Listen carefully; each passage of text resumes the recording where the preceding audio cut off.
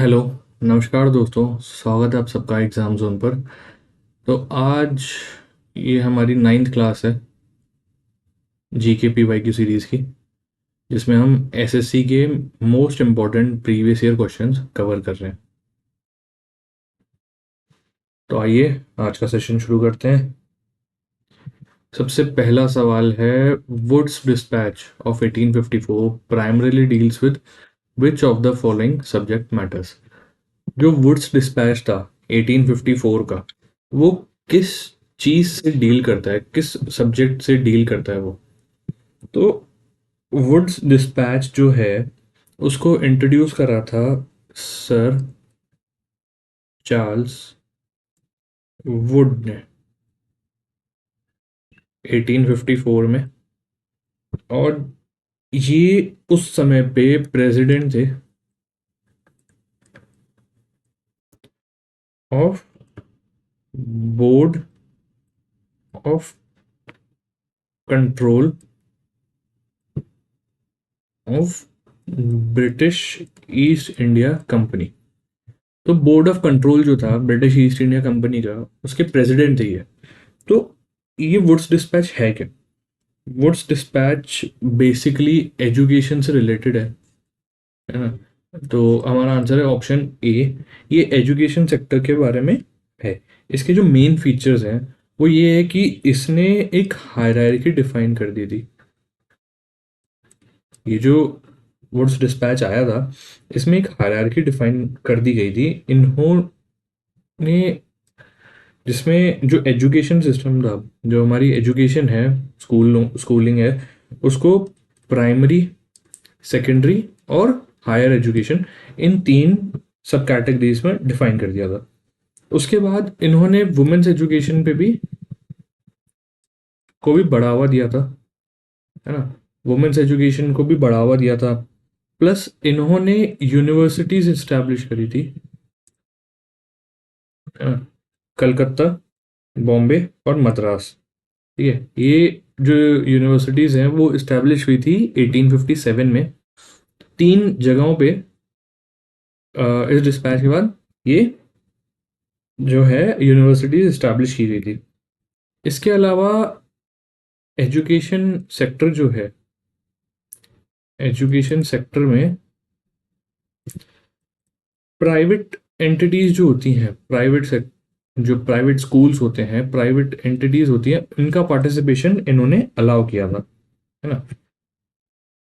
इसके अलावा इन्होंने इंग्लिश को इंग्लिश को as a medium medium of instruction, ये भी इंट्रोड्यूस हुआ था इसमें। पर प्राइमरी लेवल पे जब बात आती है, तो जो वर्नाकुलर लैंग्वेजेस थी, है ना, जो लोकल लैंग्वेजेस थी, उनको ही इम्पोर्टेंस दी गई थी। हायर एजुकेशन में इंग्लिश को मीडियम ऑफ इंस्ट्रक्शन बनाया गया था। तो ये सारे कुछ की फीचर्स हैं जो कि इस वुड्स डिस्पैच के बाद लागू हुए थे। इसको एक और नाम से भी जाना जाता है, Magna carta of English education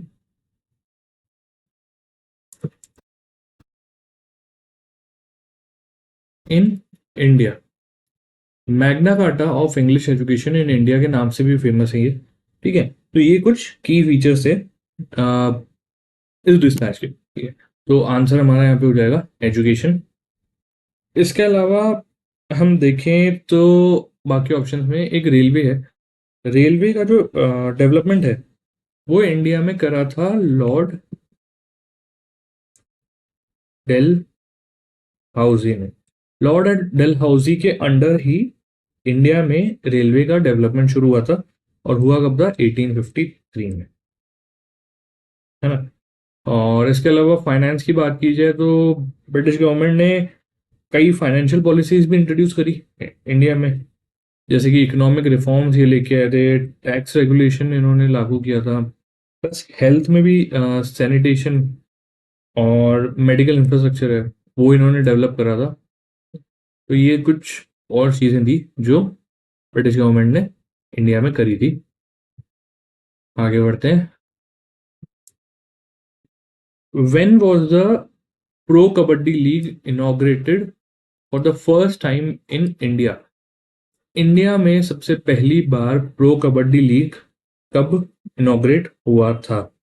तो प्रो कबड्डी लीग को इनॉग्रेट हुआ था वो 2014 में। हमारा आंसर हो जाएगा option D, 2014।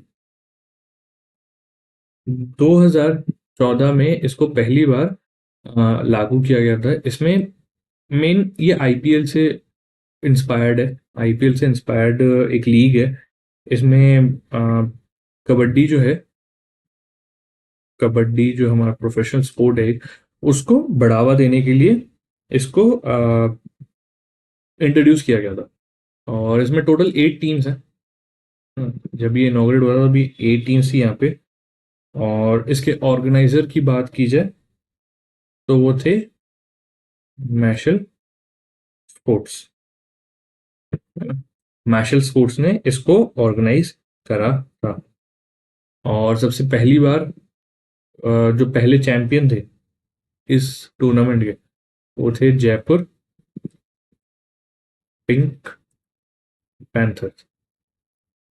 Jaipur pink panther पहले चैंपियन थे ऑफ प्रो कबड्डी लीग। आगे बढ़ते हैं। Paryushana festival, Paryushana festival is celebrated by the people of which of the following communities? Paryushana festival जो है वो कौन सी कम्युनिटी के लोग सेलिब्रेट करते हैं? पर्यूषणा फेस्टिवल जो है वो एक सेल्फ प्योरिफिकेशन फेस्टिवल है जिसको मनाया जाता है बाय द जैन्स। आंसर हो जाएगा ऑप्शन ए, जैन। इसको दोनों जैसा कि आपको पता है कि जैन दो टाइप के होते हैं, एक होते हैं श्वेतांबर, एक होते हैं दिगंबर। इसको दोनों टाइप के जैन मनाते हैं। ये सेल्फ प्योरिफिकेशन के लीजिए, फास्टिंग, फास्टिंग होती है इस फेस्टिवल में, है ना। ये टोटल अगर ड्यूरेशन देखा जाए तो श्वेतांबर इसको मनाते हैं 8 दिन तक, और दिगंबर इसको मनाते हैं 10 दिन तक। अ,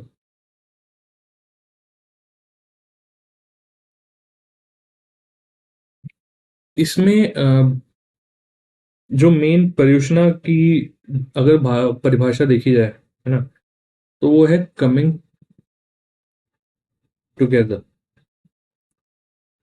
है ना। ये बेसिकली जो लास्ट दिन है वो डे ऑफ फॉरगिवनेस के रूप में मनाते हैं ये लोग। ये फेस्टिवल सेल्फ रिफ्लेक्शन के ऊपर है। फॉरगिवनेस जो होती है, क्षमापना, ये लोग आपने देखा होगा आपके जैन फ्रेंड्स में भी लास्ट एक दिन आता है एक साल में जब ये लोग माफी मांगते हैं। ये उसी दिन के लिए इसी फेस्टिवल के टाइम पे होता है। जब भी इसका लास्ट दिन होता है, जब जैसे कि इसमें 8th हो गया, इसमें 10th डे होता है, ये लोग जो भी इनके क्लोज बाय होते हैं, नियर कलीग्स होते हैं या जो भी दोस्त हैं, उनसे क्षमा मांगते हैं कि हमसे कोई गलती हो तो हमें माफ कर देना।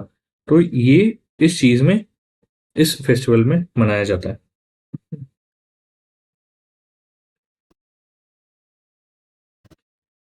Which of the following numbers best describes the number of white pieces used in chess?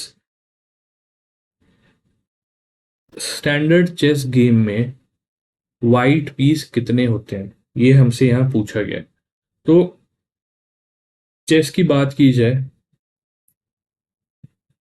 तो उसमें टोटल 32 पीस होते हैं, 16 ब्लैक, 16 व्हाइट। तो आंसर हमारा हो जाएगा ऑप्शन बी, 16। टोटल जो number of pieces white colour के होते हैं वो होते हैं 16। 16 व्हाइट, 16 ब्लैक। अगर चेस की कुछ और फैक्ट्स भी देख लेते हैं। मोस्ट पावरफुल पीस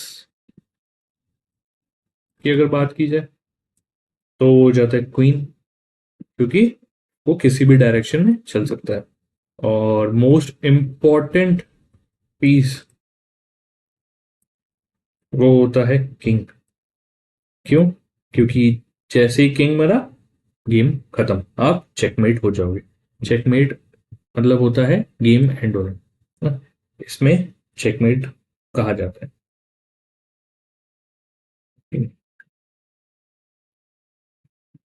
और जैसा कि आपको पता है, अभी इंडिया के बहुत फेमस एक चेस प्लेयर भी हैं, ना?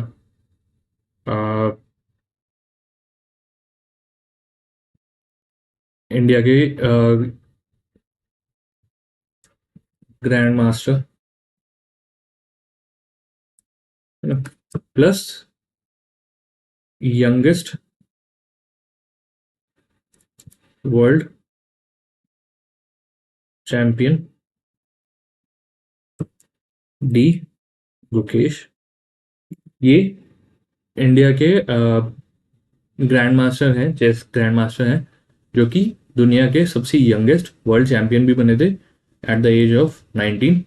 और हाल ही में ये न्यूज़ में भी थे, क्योंकि इन्होंने मैग्नस कार्लसन, जो कि one of the greatest chess players हैं, उनको हराया था।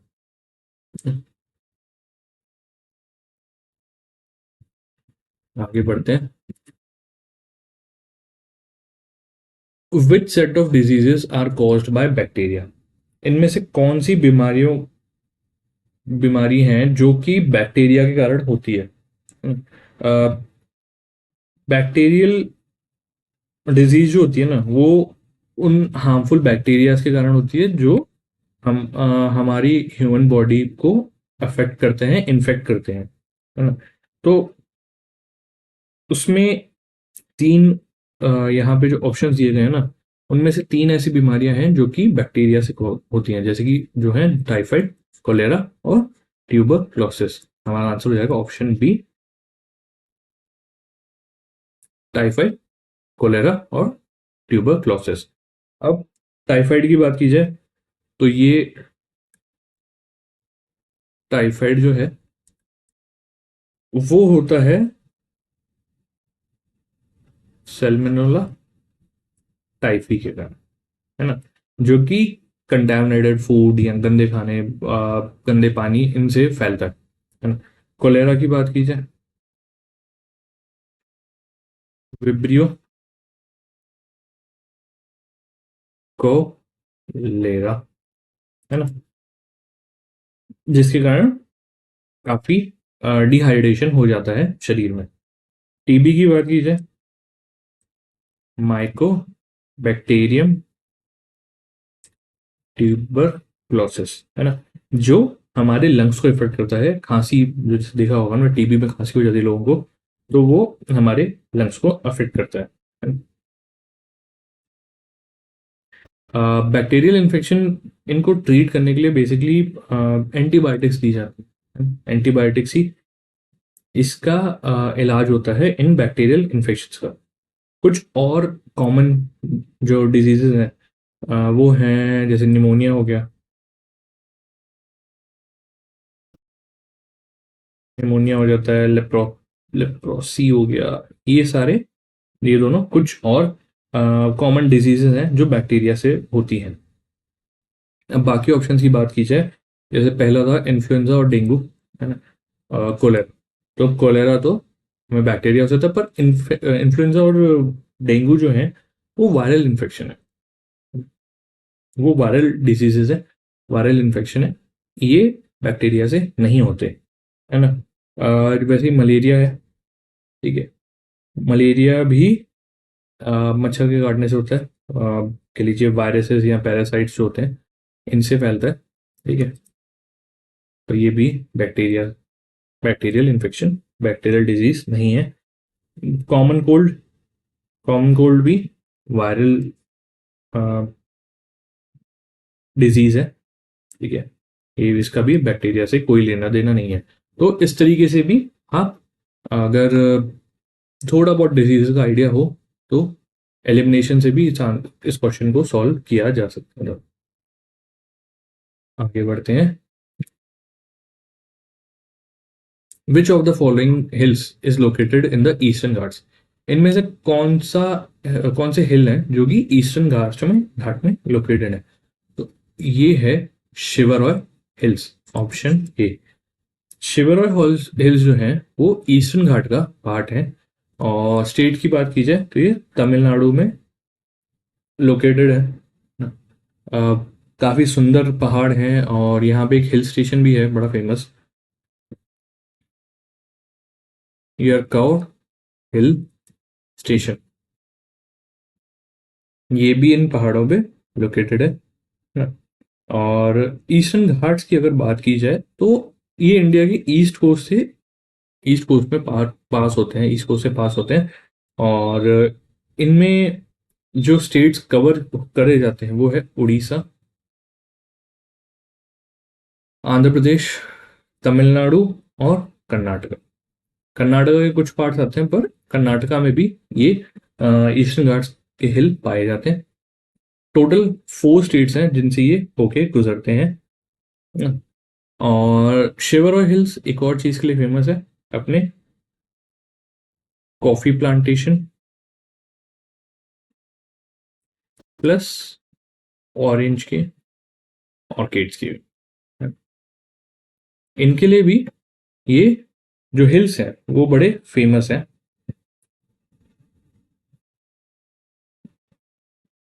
और रिवर्स की बात की जाए तो ईस्टर्न घाट की जो रिवर्स हैं वो हैं Krishna,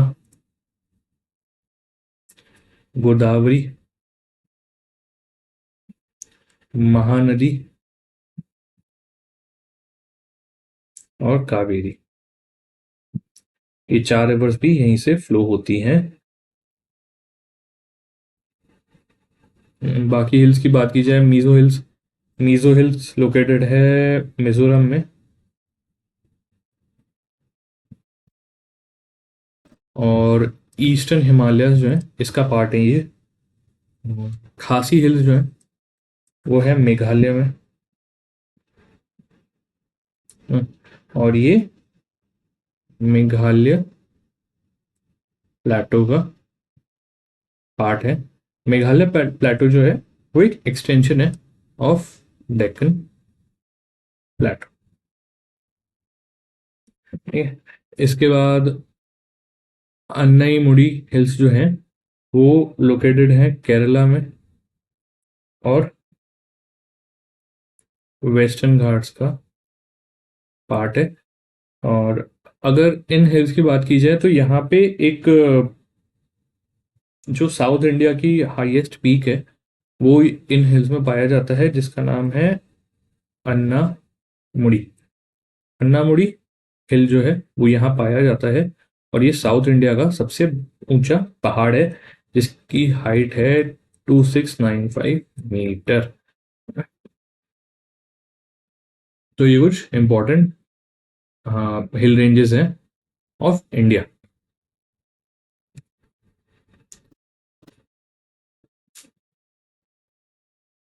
who among the following was the successor of Mughal emperor Babur? Babur को किन्होंने सक्सीड करा था? बाबर के बाद कौन मुगल साम्राज्य के एम्परर बने थे? तो वो बने थे बाबर के बेटे हुमायूं, ऑप्शन बी हुमायूं। बाबर की डेथ हो गई थी 1530 में, जिसके बाद हुमायूं ने अ, गद्दी संभाली थी। अ, हुमायूं ने रूल करा था 1530 से 1555 तक।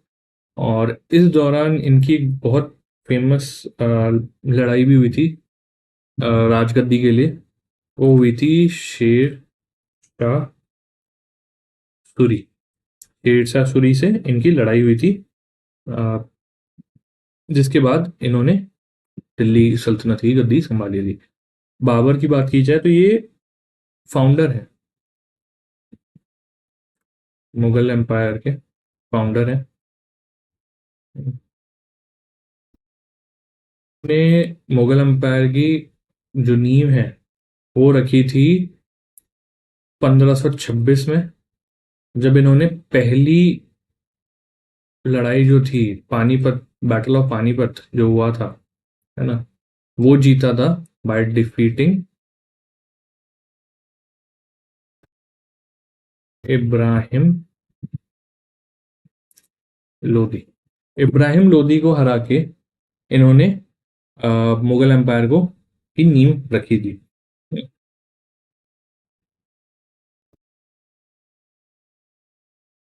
अब बात की जाए मुगल एम्पायर्स की, तो काफी बार पूछा जाता है कि कौन सा एम्पायर जो था वो कौन से नंबर पे आता था। तो एक बार जो इनका क्रोनोलॉजिकल एरर है, क्रोनोलॉजिकल ऑर्डर है, वो देख लेते हैं। तो जैसे कि मैंने बताया, सबसे पहले आए थे बाबर, जिन्होंने नींव रखी इस साम्राज्य की। उसके बाद आए थे हुमायूं, जो कि उनके बेटे थे। उसके बाद हुमायूं के बाद आए थे अकबर, है ना। हुमायूं के बाद आए थे अकबर। अकबर के बाद आए थे जहांगीर, है ना। जहांगीर जो कि उनके बेटे थे। और जहांगीर के बाद आए थे शाहजहां, है ना। शाहजहां के बाद आए थे औरंगजेब। औरंगजेब के अंडर जो सबसे बड़ा एक्सपेंशन हुआ था ऑफ मुगल टेरिटरी, वो औरंगजेब के अंडर में हुआ था। ये काफी ब्रूटल भी थे औरंगजेब। इन्होंने अपने आपने अगर जानते हो दारा सुखोई, है ना, उनको उनके भाई थे, उनको हरा के इन्होंने राजगद्दी पाई थी। औरंगजेब के बाद आए थे बहादुर शाह फर्स्ट। उसके बाद आए थे जहांगीर शाह। फिर आए थे फरूख सियार। फिर थे रफी उद दराजत। उसके बाद आए थे शाहजहां द सेकंड। उसके बाद थे Mohammad Shah.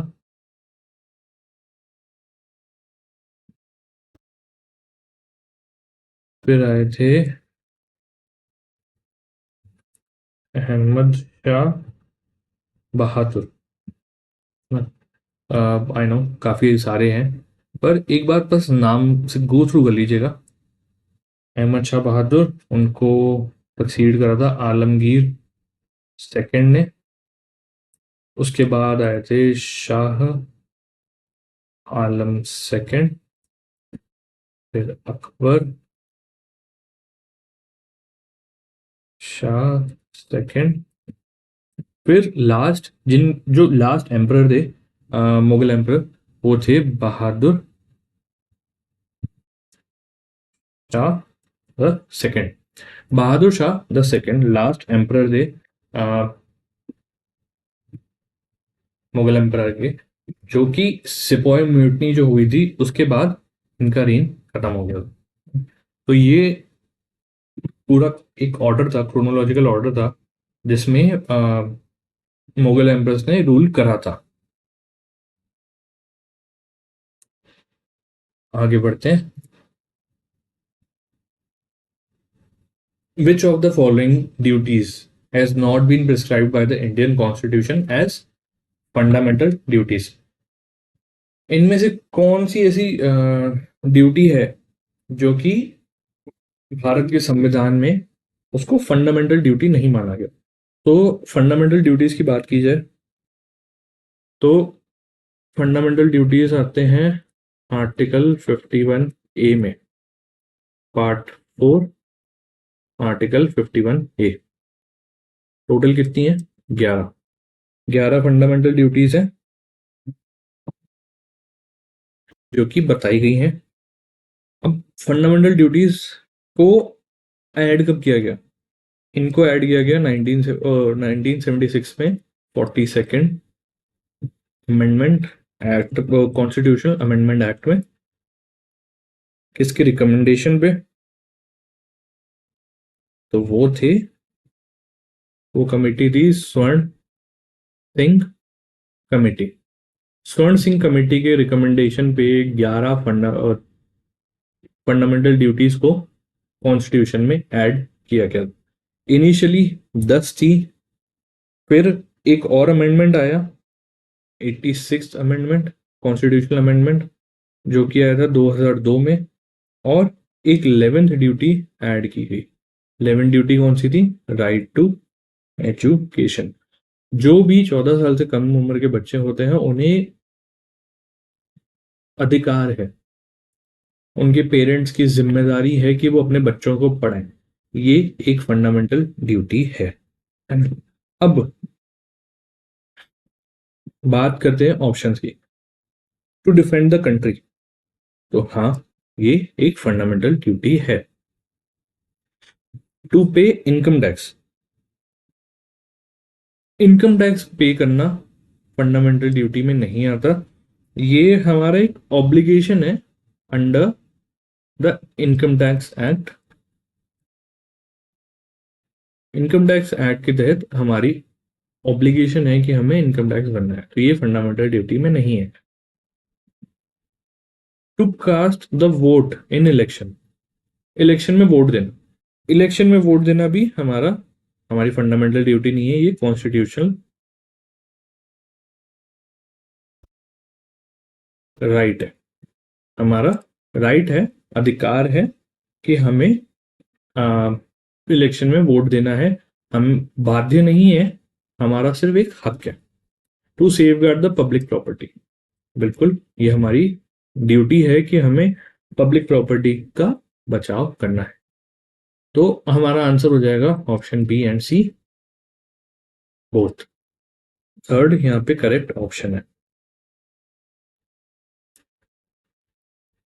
Which of the following gases gets released when dilute sulfuric acid reacts with magnesium? जब डाइल्यूट सल्फ्यूरिक एसिड और मैग्नीशियम रिएक्ट करते हैं आपस में, तो कौन सी गैस रिलीज होती है? तो उस टाइम पे एक डिस्प्लेसमेंट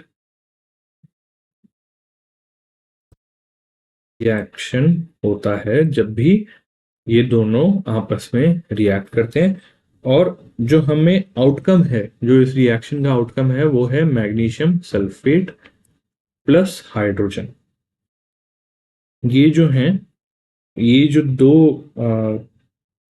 मैग्नीशियम सल्फेट और एसिड और हाइड्रोजन गैस, ये दोनों प्रोड्यूस होती हैं जब भी सल्फ्यूरिक एसिड और मैग्नीशियम रिएक्ट करते हैं। तो यहाँ पे हमारा आंसर हो जाएगा option D H2।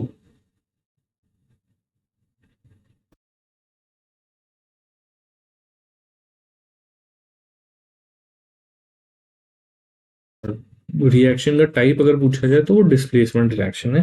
Displacement reaction होता है जब सल्फ्यूरिक एसिड और मैग्नीशियम में आपस में रिएक्ट करते हैं।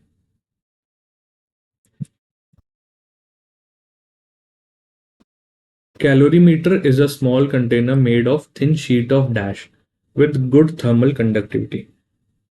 कैलोरी मीटर जो है वो एक छोटा सा कंटेनर होता है जो बहुत पतली शीट होती है, किस चीज की, उससे बना हुआ है। यहाँ हमसे पूछा गया वो मटेरियल का नाम क्या है, तो उस मटेरियल का नाम है कॉपर। Option C copper. ये कॉपर से बनी हुई है ना, और काफी अ, अच्छी थर्मल कंडक्टिविटी होती है इनकी। थर्मल कंडक्टिविटी इंश्योर करती है कि हीट ट्रांसफर जो है ना, हीट ट्रांसफर वो अच्छे तरीके से हो सके। इसके बीच में कैलोरीमीटर के अंदर जो सामान है उसमें और सराउंडिंग्स में।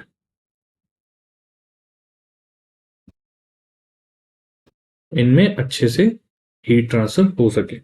अब कैलोरीमीटर की बात की जाए तो ये है क्या? इसका इस्तेमाल किया जाता है, एक डिवाइस है, छोटा सा डिवाइस होता है, कंटेनर है, जिसका जो यूज है मेन वो है जो हीट चेंजेस होते हैं, है ना। हीट चेंजेस होते हैं जब भी कोई केमिकल या फिजिकल प्रोसेस होता है, उसमें जो भी हीट चेंजेस होते हैं ना, उसको मेजर करना। ये इस चीज का, ये इस कंटेनर डिवाइस का काम होता है। ये बेसिकली इसका काम है। थर्मल कंडक्टिविटी इसकी बहुत ज़्यादा है ना। और अब इसके टाइप भी होते हैं, अलग अलग टाइप्स होते हैं। जैसे एक होता है बॉम्ब, बॉम्ब कैलोरीमीटर, है ना, जो कि हीट जो होती है ना, कंबशन जब भी होता है ना एक सब्सटेंस का, उसमें जो हीट जनरेट होती है उसको मेजर करने का काम आता है। एक होती है कॉफी कप कैलोरीमीटर। ये बड़ा सिंपल सा होता है कैलोरीमीटर, जो कि हमारे केमिस्ट्री लैब्स जो होते हैं उनमें पाया जाता है ना। ये जब भी हम लिक्विड रिएक्शन जो करते हैं, कोई लिक्विड्स को मिक्स करते हैं, उनका रिएक्शन करवाते हैं ना, उसमें जो हीट चेंज हो रही है उसको मेजर कर देता है। तो ये टाइप ऑफ कैलोरीमीटर हो गए। अब बाकी जो ऑप्शन है उनको भी देख लेते हैं। सिल्वर, सिल्वर जैसा आपको पता है हमारे ज्वेलरी, कॉइन्स, है ना, सिल्वर के कॉइन्स आते हैं। इलेक्ट्रॉनिक्स हो गए, मिरर हो गए, इनको बनाने में ये काम आता है। क्यों? क्योंकि इसकी इलेक्ट्रिकल कंडक्टिविटी बहुत अच्छी होती है ना। थर्मल कंडक्टिविटी इसकी भी बहुत अच्छी है। थर्मल इलेक्ट्रिकल दोनों कंडक्टिविटी इसमें बहुत अच्छी होती है। प्लैटिनम जो होती है, प्लैटिनम है, प्लैटिनम हीट और कोरोजन जो होता है, खराब नहीं होता है ना, कोरोजन होता है, इसका रेजिस्टेंस है बहुत। सबसे अच्छा रेजिस्टेंस अगर देखा जाए तो इसी में होता है ना, हीट और कोरोजन को। इसका भी यूज जो होता है वो बेसिकली ज्वेलरी बनाने, ज्वेलरी आती है प्लैटिनम की ना, और लैब इक्विपमेंट्स होते हैं, इनको बनाने में इसका यूज किया जाता है। सीसीएम है, सीसीएम का काम होता है फोटो इलेक्ट्रिक सेल्स बनाना। फोटो इलेक्ट्रिक सेल्स बनाने का काम आता है। क्यों? क्योंकि ये बड़ा हाईली रिएक्टिव एल्कलाई मेटल है। हाईली रिएक्टिव एल्कलाई मेटल है। रिएक्टिव कितना कि अगर इसमें वाटर के कांटेक्ट में आ जाइए तो ये एक्सप्लोसिव का काम भी कर सकता है। एक्सप्लोसिव का काम भी कर सकता है। आगे बढ़ते हैं।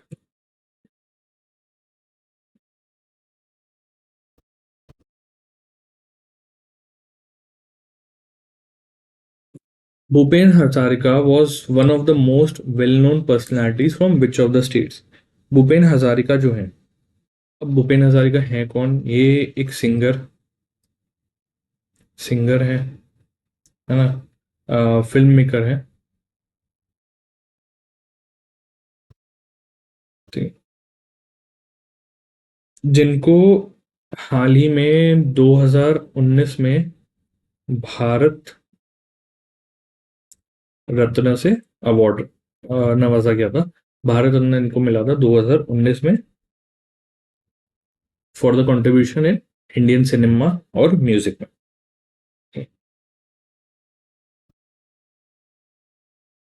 और ये फॉर्मर चेयरमैन भी है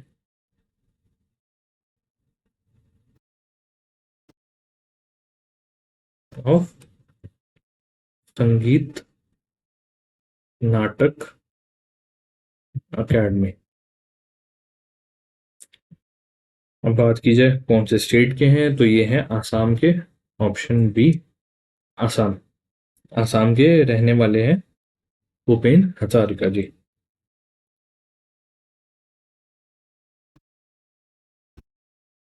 If GNP is 16% higher than last year and the rate of inflation, इसको सही कर लीजिएगा, एंड आइए, and the rate of inflation is 9%, production of the economy has grown by. अगर जीएनपी जो है हमारा 16% है और रेट ऑफ इन्फ्लेशन जो है वो 9% है, तो इकोनॉमी कितने से बड़ी है, इकोनॉमी की ग्रोथ रेट क्या होगी? तो इसका सिंपल सा फॉर्मूला होता है ग्रोथ रेट निकालने का। वो है नॉमिनल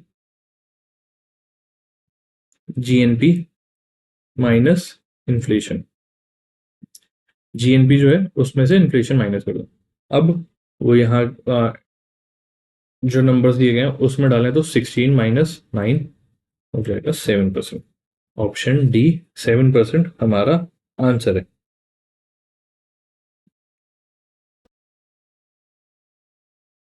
अब यहाँ पे एक टर्म है जीएनपी और एक होता है जीडीपी। जीएनपी और जीडीपी में क्या डिफरेंस है? सिंपल सा डिफरेंस है। ये होता है डोमेस्टिक, ये है इंटरनेशनल। जीडीपी का जब कैलकुलेशन किया जाता है तो एक टेरिटरी में, एक कंट्री में, एक स्टेट में कितना प्रोडक्शन हुआ है सिर्फ उसको गिना जाता है। जीएनपी में इनकम फ्रॉम अब्रॉड उसको भी इंक्लूड किया जाता है। तो जीएनपी जो है वो जीडीपी प्लस इंटरनेशनल इनकम जो हो गई वो दोनों मिला के आता है।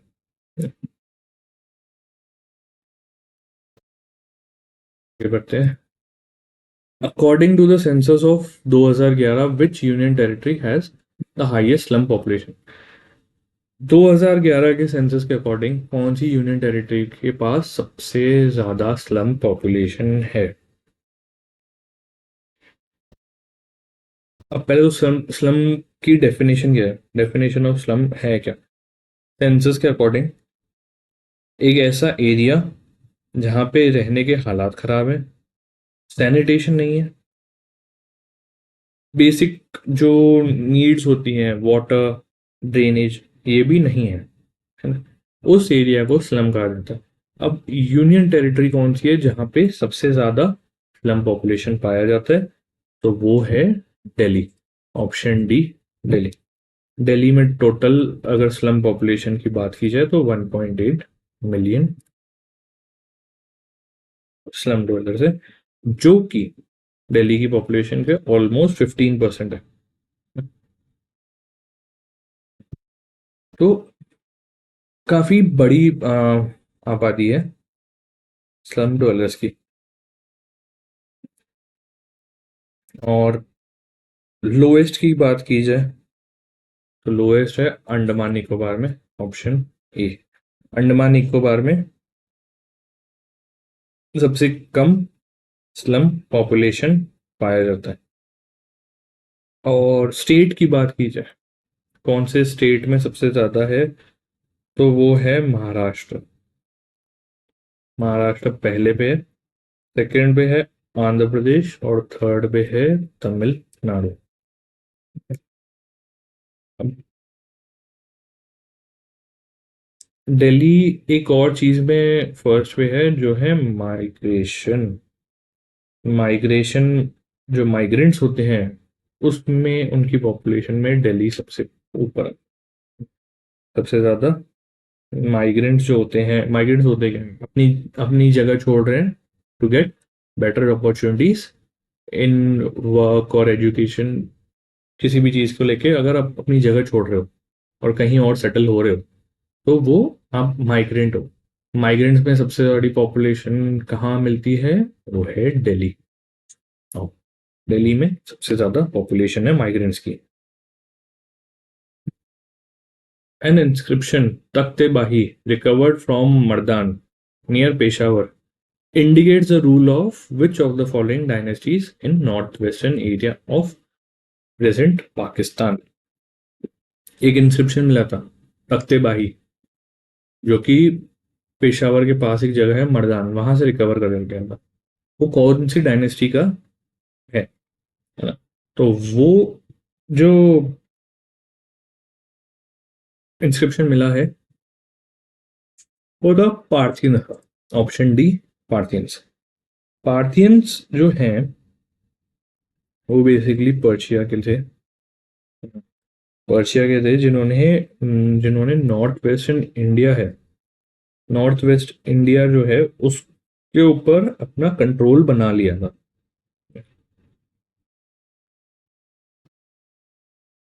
उसके ऊपर इन्होंने अपना कंट्रोल बना लिया था। और बेसिकली उसके बाद इनका डिक्लाइन हुआ था, जब इंडो ग्रीक और साका रूलर्स आ गए थे ना, उसके बाद इनका डिक्लाइन हो गया था।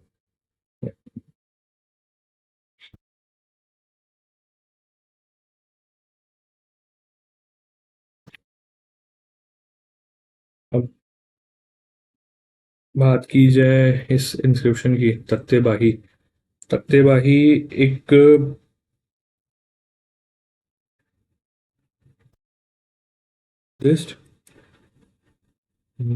स्टिक कॉम्प्लेक्स है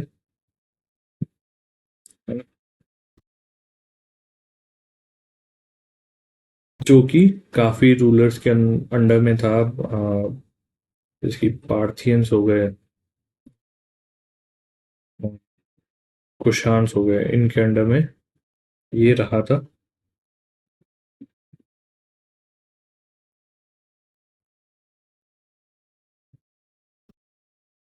यहाँ पे हमने बात की थी इंडो ग्रीक और साकास की, जिनके कारण पार्थियंस का डिक्लाइन शुरू हुआ था। तो साका और इंडो ग्रीक थे कौन? जो इंडो ग्रीक थे, है ना,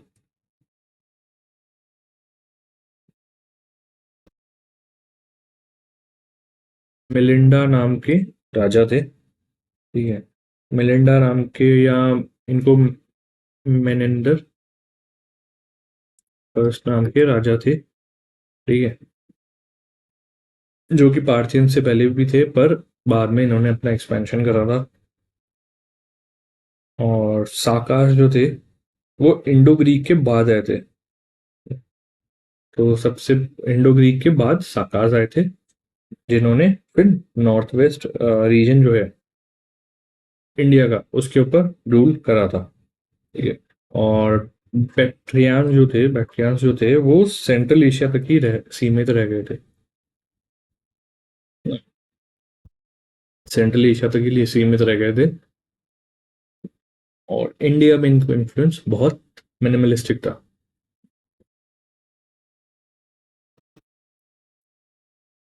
Prabha Atre, who received the Padma Bhushan award 2022, belongs to which gharana? Prabha अत्रे जो थे, डॉक्टर प्रभा अत्रे, उनको पद्म विभूषण मिला था 2022 में। तो वो कौन से घराने से बिलोंग करते हैं? तो प्रभा अत्रे जो है वो क्लासिकल वोकलिस्ट हैं इंडिया के, जो कि किराना घराना जो होता है ना, ऑप्शन बी किराना घराना, उससे बिलोंग करते हैं। देखिए, किराना घराना से बिलोंग करते हैं। अ, अब ये जो घराना है, वो बेसिकली कायराना, यूपी, जो जगह है कायराना, जगह है यूपी में, उसके बाद उसके नाम पे रखा गया इस घराने का नाम। और ये जो जगह है फेमस क्यों है? क्योंकि एक बर्थ प्लेस है उस्ताद अब्दुल करीम खान। उस्ताद अब्दुल करीम खान जो है, उनकी बर्थ प्लेस है कायराना, जिसके ऊपर इस घराने का नाम रखा गया था। इस घराने से और भी फेमस फेमस सिंगर्स आए हैं। एक तो प्रभात जी हैं, और एक भीमसेन जोशी, गंगूबाई अंगल, और एक थे उस्ताद आमिर खान। उस्ताद आमिर खान भी किराना घराना से, पर इन्होंने आगे चल के इंदौर घराना जो है उसकी नींव रखी थी।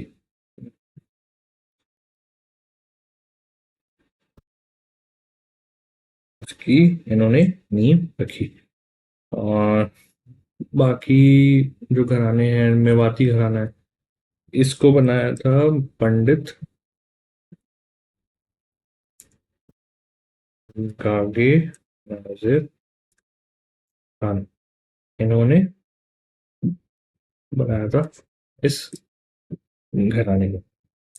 ये सारे क्लासिकल म्यूजिक जो होता है उससे रिलेटेड घराने हैं जो कि इंडिया के अलग अलग हिस्सों में फैले हुए हैं। ये बढ़ते हैं। मैच द फॉलोइंग, ये कुछ इवेंट्स हैं, उनको हमें मैच करना है कि कौन से साल में कौन सी चीज हुई थी। तो अब एक एक करके देख लेते हैं। पहला है global system of trade preference. तो ये जो ग्लोबल सिस्टम है वो बेसिकली एक फ्रेमवर्क है डेवलपिंग कंट्रीज के लिए कि वो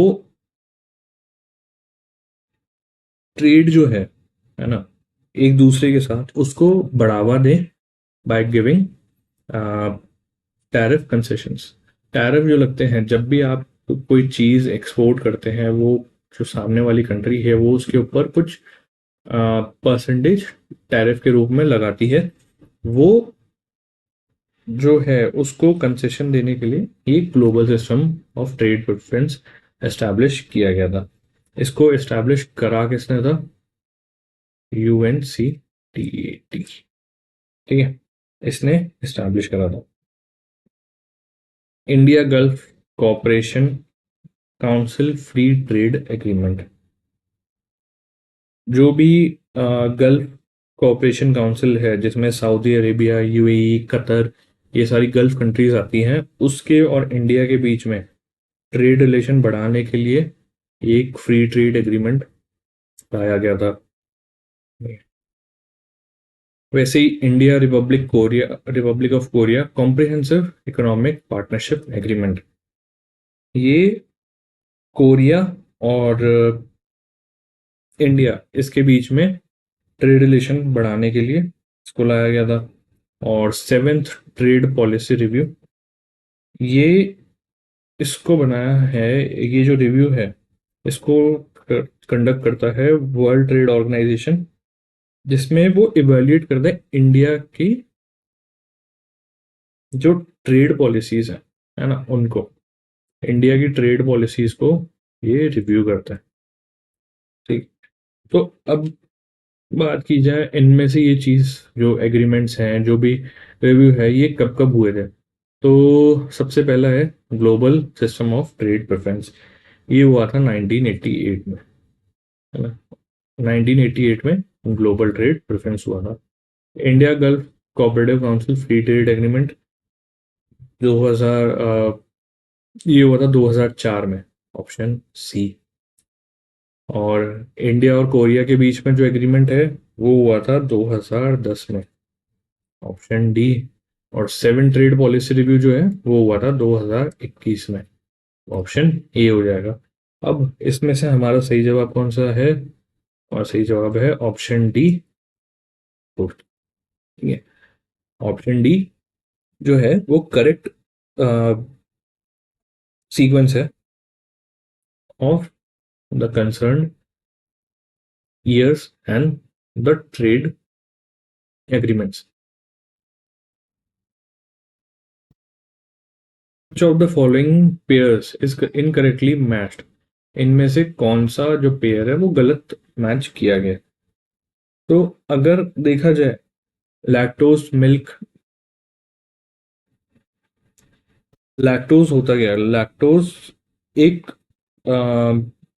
कंपाउंड है जो कि ग्लूकोज से मिलकर बनता है, जो कि मिल्क और मिल्क प्रोडक्ट्स होते हैं, डेयरी प्रोडक्ट जो होते हैं ना, उसमें पाया जाता है।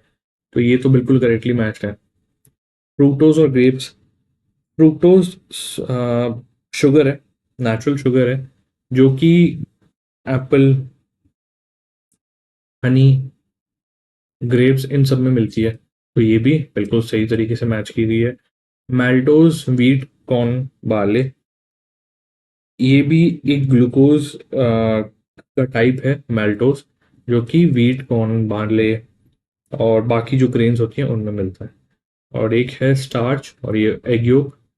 अब स्टार्च जो है वो हमें मिलता है प्लांट बेस्ड फूड जो होते हैं, जैसे कि राइस हो गए, व्हीट हो गया, कॉर्न है, पटेटोज है ना, इनमें हमें मिलता है। ठीक है, एग योक में स्टार्च नहीं पाया जाता है। एग योक में स्टार्च बिल्कुल भी नहीं होता, उसमें सिर्फ प्रोटीन और फैट होते हैं।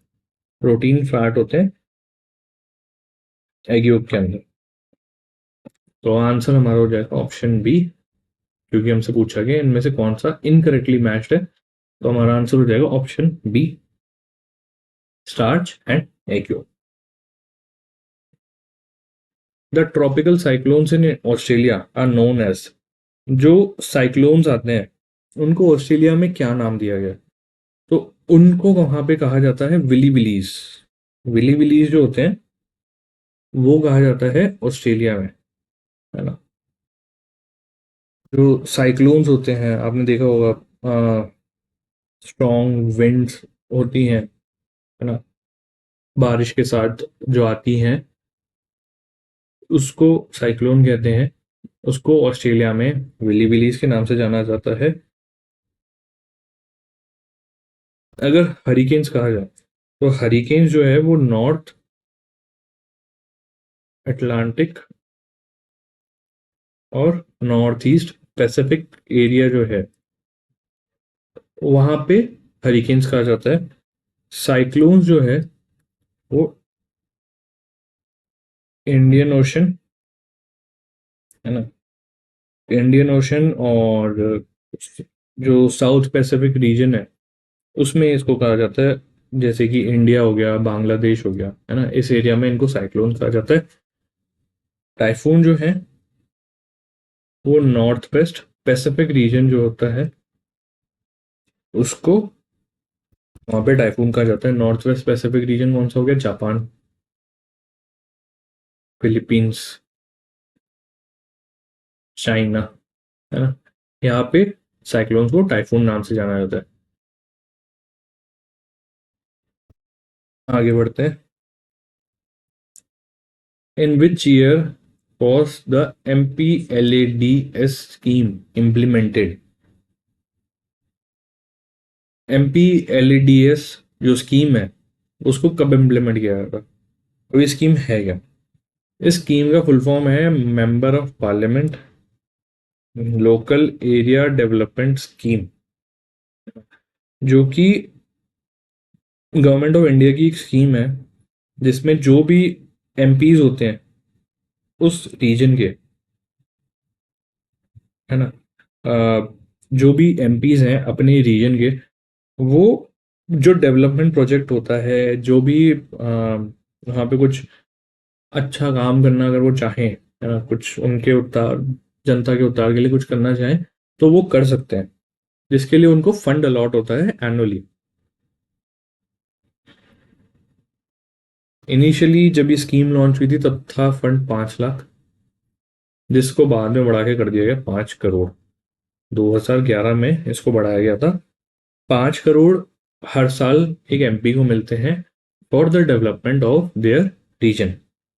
स्कीम लॉन्च कब हुई थी? स्कीम लॉन्च हुई थी 1993 में, ऑप्शन सी, 1993। मिनिस्ट्री पूछी जाए, कौन सी मिनिस्ट्री के अंडर आता है?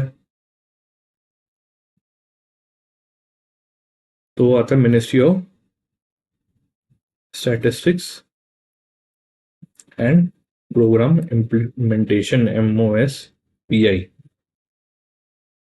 इस मिनिस्ट्री के अंडर ये स्कीम आती है। और जब ये स्कीम 1993 में लॉन्च हुई थी तब इंडिया के प्राइम मिनिस्टर कौन थे? तब इंडिया के प्राइम मिनिस्टर थे MP नरसिम्हा राव। ये उस समय पे इंडिया के प्राइम मिनिस्टर थे।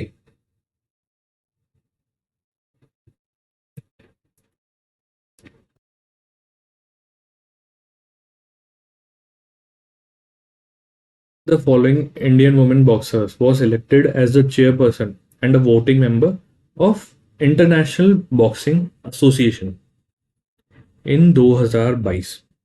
2022 में कौन सी महिला, इंडियन महिला बॉक्सर है, उसको चेयरपर्सन सिलेक्ट किया गया था ऑफ इंटरनेशनल बॉक्सिंग एसोसिएशन। तो वो थी लवलीना बोरगोहेन। इनको चेयरपर्सन सिलेक्ट किया गया था 2022 में। ये ओलंपिक मेडलिस्ट भी रह चुकी हैं, है ना, ओलंपिक मेडलिस्ट रह चुकी हैं। इन्होंने 2020 टोक्यो ओलंपिक्स में ब्रॉन्ज मेडल जीता था in the weight category of 69 KG. 69 KG की जो कैटेगरी है उसमें इन्होंने ब्रॉन्ज मेडल जीता था।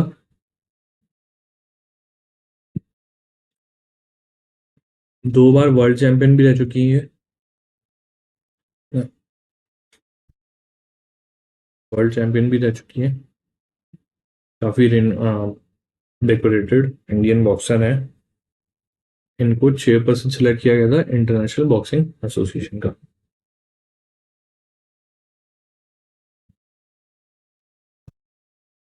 इन प्रधानमंत्री Kisan Samman Nidhi Yojana beneficiaries are provided with how much amount every year. Pradhan Mantri Kisan Samman Yojana निधि के अंतर्गत जो उसके लाभकारी हैं उनको हर साल कितना पैसा मिलता है? तो उनको हर साल मिलता है 6,000 रुपए। ऑप्शन ए, 6,000 रुपए हर साल किसानों को सरकार देती है। बेनिफिशरी इस स्कीम में फार्मर्स ही हैं, किसानों को ही ये स्कीम का फायदा मिलता है और 6,000 रुपये मिलते हैं। क्या 6,000 रुपये एक मुश्त दिया जाता है? नहीं, 6,000 को 3 किस्तों में बांटा जाता है ऑफ 2-2 हज़ार। साल में 3 बार 2,000 रुपये इनको डायरेक्ट बेनिफिट ट्रांसफर के तहत दिए जाते हैं डायरेक्ट इनके अकाउंट में। स्कीम की बात की जाए, लॉन्च हुई थी 1 Feb 2019 में, है ना, और 100% सेंट्रल फंडेड स्कीम है। 100% जो इसका फंडिंग है वो सेंट्रल गवर्नमेंट कर रही है। सेंट्रल गवर्नमेंट सेंट्रल फंडेड और सेंट्रल स्पॉन्सर्ड स्कीम भी होती है। डिफरेंस क्या होता है? सेंट्रल फंडेड में 100% भारत सरकार देगी, और सेंट्रली स्पॉन्सर्ड स्कीम जो होती है उसमें रेशियो रहता है, कुछ परसेंटेज सेंट्रल गवर्नमेंट देती है, कुछ स्टेट गवर्नमेंट देती है ना। जनरली ये 75-25 का रहता है, और यूटीज के केस में 19-10 का रहता है। कुछ केसेस होते हैं जहाँ पे 100 0 हो जाता है, वो बहुत कुछ केसेस में, वरना ये दो रेशियो ही फॉलो किए जाते हैं। तो सेंट्रली स्पॉन्सर्ड जो स्कीम होती है उसमें सेंटर और स्टेट को दोनों को पैसे देने पड़ते हैं उस स्कीम के बजट में।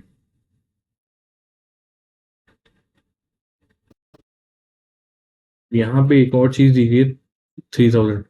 3,000 क्या है? 3,000 पेंशन है, मंथली पेंशन है, जो कि 60 साल से ऊपर जो भी मार्जिनल स्मॉल या मार्जिनल फार्मर्स हैं उनको दी जाती है। ठीक है।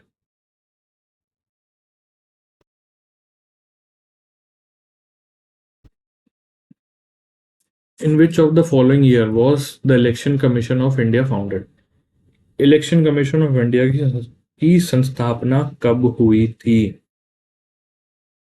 तो इलेक्शन कमीशन ऑफ इंडिया को बनाया गया था इंडिया में इलेक्शन करवाने के लिए, कि फेयर और फ्री इलेक्शन हो सके इंडिया में, है ना। इसको बनाया कब गया था? 25 जैन 1950। 25 जनवरी 1950 में इलेक्शन कमीशन की स्थापना की गई थी। हमारा आंसर हो जाएगा ऑप्शन सी, 1950।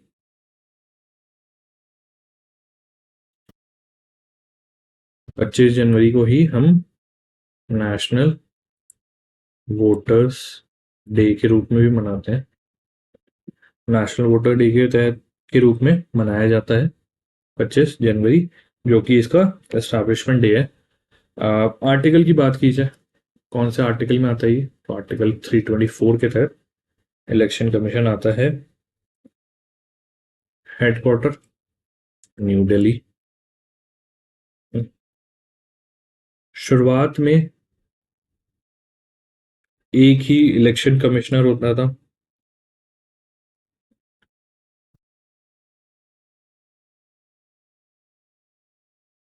जिसको बाद में 1993 में एक चीफ इलेक्शन कमिश्नर होगा प्लस 2 इलेक्शन कमिश्नर होंगे।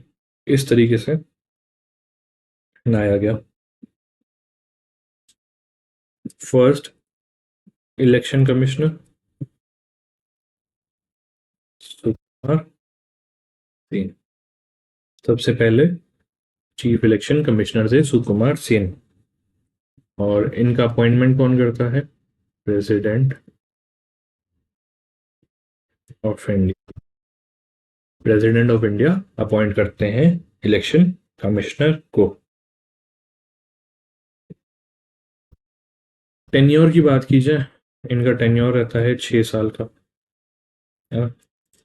और 65 साल की एज तक का। ठीक है, 6 साल या 65 की एज, जो भी पहले होगा उतना इनका टेन्योर रहेगा। विच of the following is an example of private sector industry in India?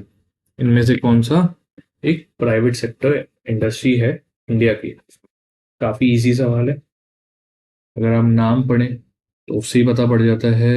Option जैसे हमारे SAIL, Tata Steel, Oil India, BEL. तो जैसा कि आपको पता है, तीन तो इसमें से पीएसयूज हैं, सेल, ऑयल इंडिया और बेल। ये हमारी नवरत्न कंपनीज हैं, पीएसयूज हैं। तो ऑप्शन हो जाता है Tata Steel, option B. Tata Steel India की सबसे बड़ी स्टील प्रोड्यूसर कंपनी है, जिसको एस्टैब्लिश किया गया था 1907 में बाय जमशेद जी टाटा। जमशेद जी टाटा ने इसको एस्टैब्लिश करा था 1907 में।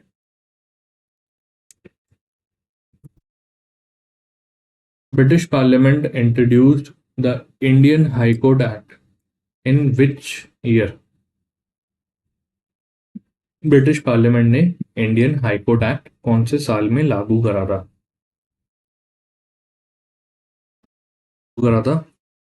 1861 में, ऑप्शन बी 1861 में। 1861 में ये इंडियन हाई कोर्ट एक्ट लाया गया था, जिसके बाद इंडिया में हाई कोर्ट्स एस्टैब्लिश किए गए थे। उसके बाद इंडिया में हाई कोर्ट एस्टैब्लिश किए गए थे।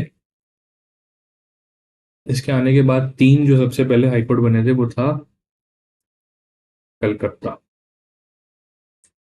फिर था बॉम्बे, और एक था मद्रास। तीनों 1862 में बने थे ना। ये सबसे पहले तीन जो हाई कोर्ट है वो बने थे।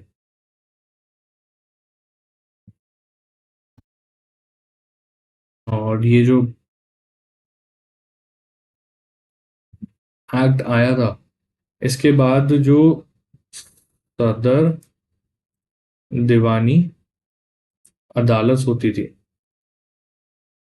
उनको खत्म कर दिया गया था, है ना। सदर दीवानी अदालत को खत्म कर दिया गया था। की बात की जाए 1860 में, तो 1860 में इंडियन पीनल कोड लाया गया था। लाया कौन था? Lord Macaulay.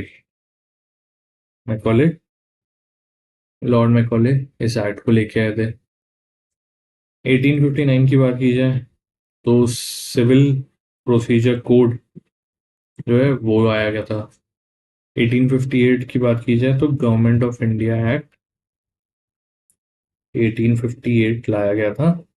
जिसके तहत इंडिया का जो शासन है वो ब्रिटिश ईस्ट इंडिया कंपनी से ट्रांसफर होके जो ब्रिटिश क्राउन है उसके पास चला गया था, जो कि थी क्वीन विक्टोरिया। ब्रिटिश क्राउन के को ट्रांसफर कर दिया गया था इंडिया का शासन।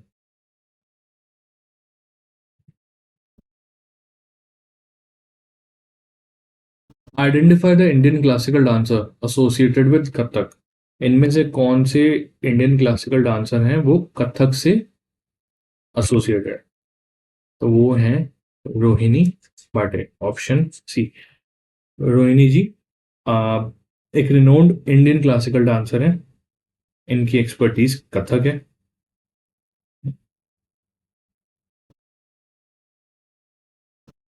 कथक की बात की जाए,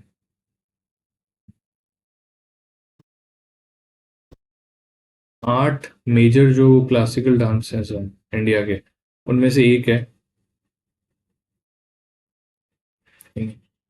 उनमें से एक है कहाँ का? नॉर्थ इंडिया का।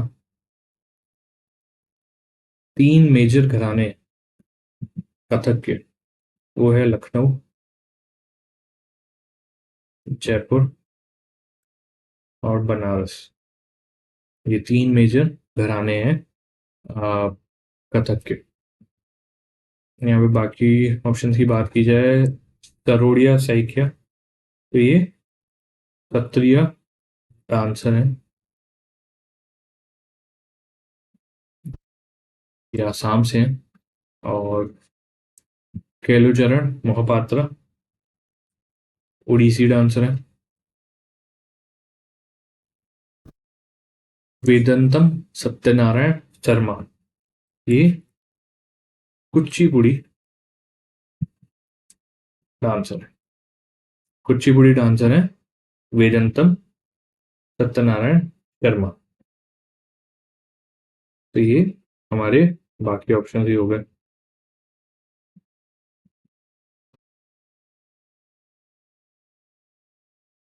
आगे बढ़ते हैं।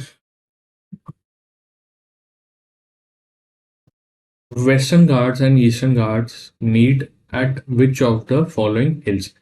वेस्ट और ईस्टर्न घाट जो है वो कौन से हिल्स पे मिलते हैं? तो वो मिलते हैं नीलगिरी हिल्स में, ऑप्शन सी। नीलगिरी हिल्स जो है, जो कि तमिलनाडु, केरला और कर्नाटका में लोकेटेड है। ये मीटिंग पॉइंट है ऑफ वेस्टर्न और ईस्टर्न घाट।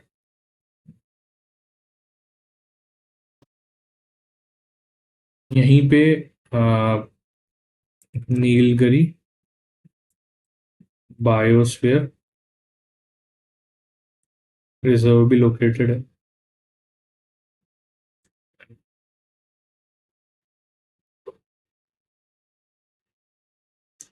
और इसी हिल रेंज में तमिलनाडु का एक हाईएस्ट पीक जो है वो भी लोकेटेड है, दोदा बेटा। दोदा बेटा जो कि तमिलनाडु का हाईएस्ट पीक है, वो भी इस हिल रेंज में ही लोकेटेड है। और जो नीलगिरी माउंटेन रेलवे है, नीलगिरी माउंटेन रेलवे है, उसको यूनेस्को वर्ल्ड हेरिटेज साइट में इंक्लूड किया गया है। बाकी ऑप्शन देख लेते हैं। कार्डमम हिल्स वेस्टर्न घाट में लोकेटेड है, केरला में। फेमस किस लिए? स्पाइसेस के लिए। ठीक है। केरला वैसे स्पाइसेस के लिए फेमस है, तो वहाँ का एक की हिल रेंज है। पालानी हिल्स तमिलनाडु, ईस्टर्न घाट्स के, है ना? पालानी हिल्स तमिलनाडु, ईस्टर्न घाट्स के।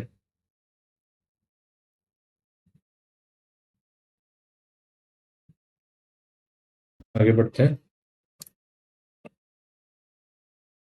विच of the following fundamental rights is mentioned in article 32? Article 32 में कौन से फंडामेंटल राइट बताया गया है? तो आर्टिकल 32 जो है उसको बी आर अम्बेडकर जी जो है फादर ऑफ इंडियन कॉन्स्टिट्यूशन, उन्होंने heart and soul of constitution कहा था। ठीक है, अब ये कौन सा है? ये है right to constitutional remedies, option A. Right to constitutional remedy जो है वो आर्टिकल 32 में बताया गया है। ये होता क्या है इसमें? बेसिकली ये है कि जब भी किसी इंसान को, एक इंडिविजुअल को लगता है कि उनके फंडामेंटल राइट्स का वायलेशन हुआ, जो उनके फंडामेंटल राइट्स उनको कॉन्स्टिट्यूशन देता है उसका वायलेशन हुआ है, तो वो सुप्रीम कोर्ट में जा सकते हैं न्याय पाने के लिए। उसके लिए वो रिट दायर करते हैं। ठीक है, रिट भी अलग अलग टाइप की होती हैं, जैसे है हीबस कॉर्पस, एक होती है मल्डेमस, एक होती है प्रोहिबिशन, एक होती है ट्योरी, एक होती है क्यू वारंटो। ठीक है, ये 5 टाइप की रिट्स होती हैं। अकॉर्डिंग टू कौन सा टाइप का वॉयलेशन है, क्या एक्शन हुआ, मतलब वो क्या हुआ है उनके साथ, इंसान के साथ, तो उस हिसाब से अलग अलग रिट वो दायर कर सकते हैं। अब बाकी फंडामेंटल राइट्स की बात कीजिए, राइट टू फ्रीडम, तो वो आते हैं आर्टिकल 19 से 22 में। राइट टू प्रॉपर्टी शुरू में आर्टिकल 31 के अंडर फंडामेंटल राइट था, और उसके बाद इसको कॉन्स्टिट्यूशनल राइट बना दिया गया आर्टिकल 308 के तहत। हुआ कौन से अमेंडमेंट में था? 44th constitutional amendment. ठीक है, 44th कॉन्स्टिट्यूशनल अमेंडमेंट लाया गया था, जिसमें राइट टू प्रॉपर्टी को फंडामेंटल राइट से हटा के कॉन्स्टिट्यूशनल राइट बना दिया गया था। पहले आर्टिकल था 31, अब हो गया 308। राइट टू इक्वालिटी आर्टिकल 14 से आर्टिकल 18 के बीच में।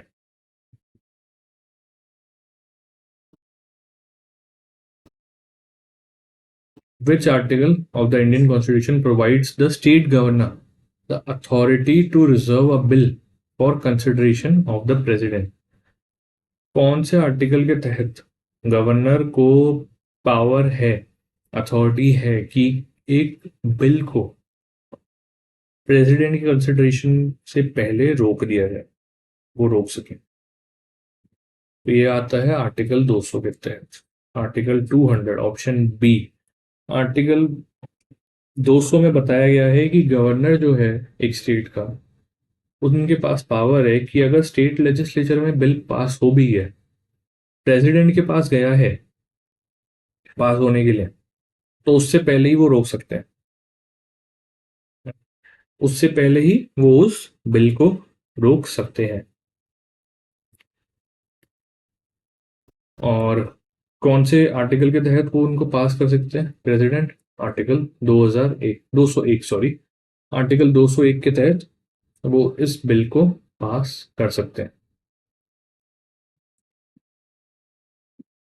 267 की बात की जाए, डील करता है कंटिजेंसी फंड से। 181 की बात की जाए,